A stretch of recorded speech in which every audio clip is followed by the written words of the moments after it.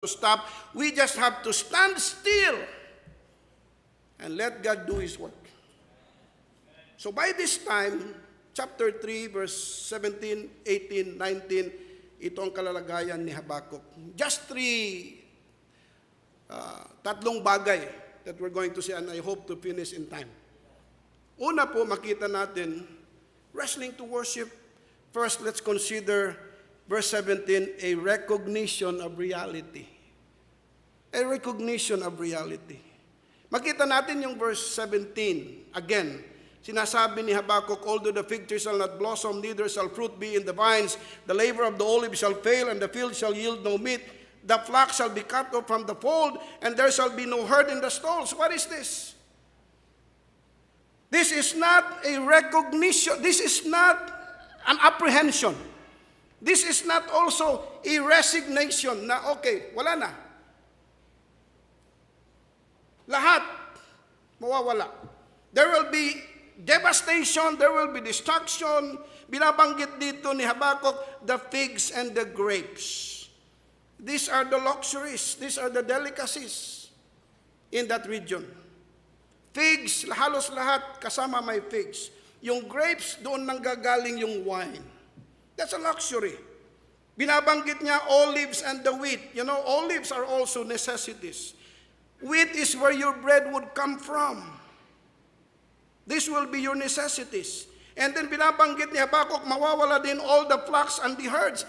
This was the form of investment and wealth in those days. This is like your economic index.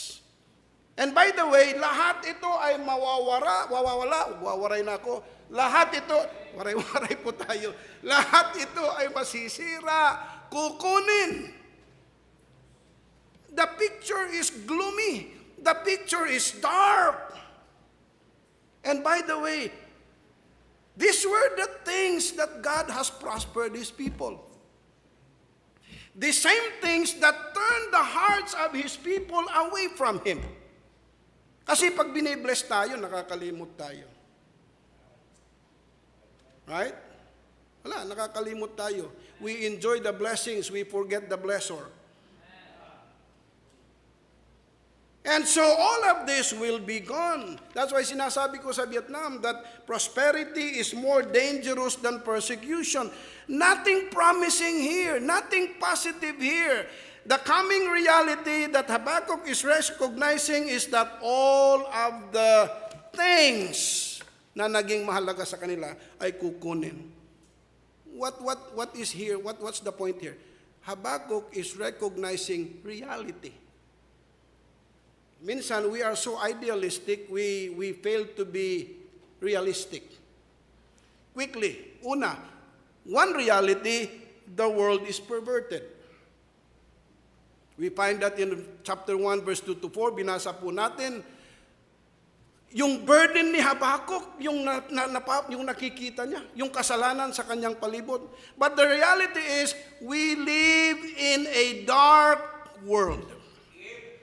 A world that is in darkness, a world that is fallen. Ang ating mundo ay makasalanan, that's the reality. And that is why God has placed us where we are to be light and salt of the world. That is why there is missions, foreign and local, because precisely we are to poke holes into thick darkness of this world.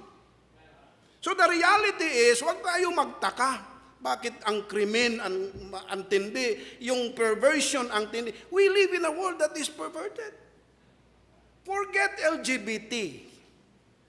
Mayroon nga kaming pinanood ni Michelle, yung aking anak, with Ben Shapiro and this other lady, and they were talking about sologamy. Sologamy, one day might be legal. Pwede nang mag-asawahin mo ang sarili mo. Now, how twisted is that? How twisted is that? Hindi na lang same-sex marriage, which is not marriage. It's a contradiction of terms. Hindi na lang LGBT. Akala ko noon LGBT sandwich yan. Lettuce, Sologamy. Kasi negative daw pag single. So pag single, parang negative naman yan. Ibang dating. So, aasawahin yung sarili. Ikaw ang sarili mong beneficiary. Sologamy. Why is that, mga kapatid? Because we live in a dark world. We live in a depraved world. Let me point out a few verses here and then we go to the second reality. We have some verses here. The heart is deceitful above all things and desperately wicked. Who can know it? Jeremiah 17 verse 9. John chapter 3 verse 19. And this is the condemnation that light is come unto the world. Jesus Christ is the light. And men loved darkness rather than light because their deeds were evil. Romans 8, verse 7 and 8, because the carnal mind is enmity against God, for it is not subject to the law of God, neither indeed can be. So then they that are in the flesh cannot please God, and so on and so forth. Isang realidad na makita natin, yung mundong tinitirahan natin, napakamakasalanan. Anong gagawin natin doon? Pangalawa, the worst is possible. Look at verse 5.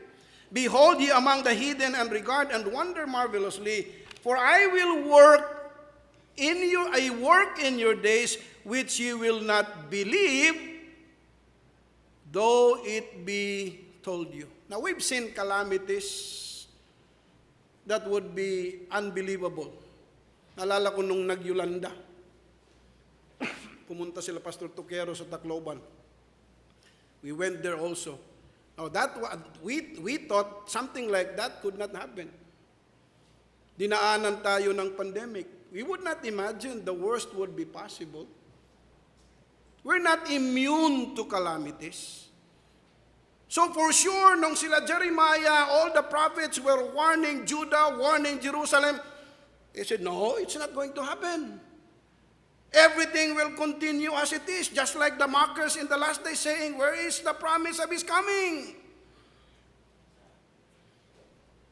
Lahat, patuloy, parehas, parang parehas. Hindi na yata babalik ang Panginoon. No, He's going to come. He's faithful. But do not think that we are immune. Kaya nung dumating yung judgment ng Panginoon, nagulat yung mga Israelites. The same verse, kinote po ito ni Paul in Acts chapter 13 verse 41. How did he apply this verse?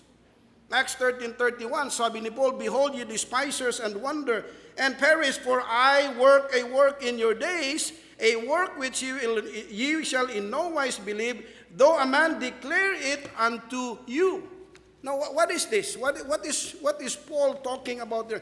He's talking about that as unbelievable and as astonishing is God's way in dealing with His people using the Chaldeans, will be astonishing also and unbelievable how the Lord will call the Gentiles to be a part of His church. Kaya po tayo may missions. One of the marvelous works of God is to reach all nations with the gospel. To preach the gospel to every creature. But that's a reality. The letter C, the ways of God are paradoxical. What is one thing we need to recognize? God's ways are not our ways. His thoughts are not our thoughts. Binasa po natin chapter 2, verse number 5 to verse number 8. This is God's indictment and sentence for the proud and idolatrous Chaldeans. Sila ang ginamit na instrumento. But if you look at chapter 2, there are 5 woes for our Bible students that God has declared to the Chaldeans. Woe for their theft and their lust for power. Woe for their greed and unjust gain. Woe for their violence. Woe for their drunkenness and lust. Woe for their idolatry. Ano po ang punto dito? Ginamit nga ng Panginoon yung mga heathen, yung mga Chaldeans, yung mga kalaban, mas makasalanan. Parang nakaka-offend naman yun, kung baga sa atin. Nadidisiplinahin tayo, pero ang ginamit, mas masahol pa sa atin. But God is God's ways. The point being, hindi natin alam ang pamamaraan ng Diyos lahat.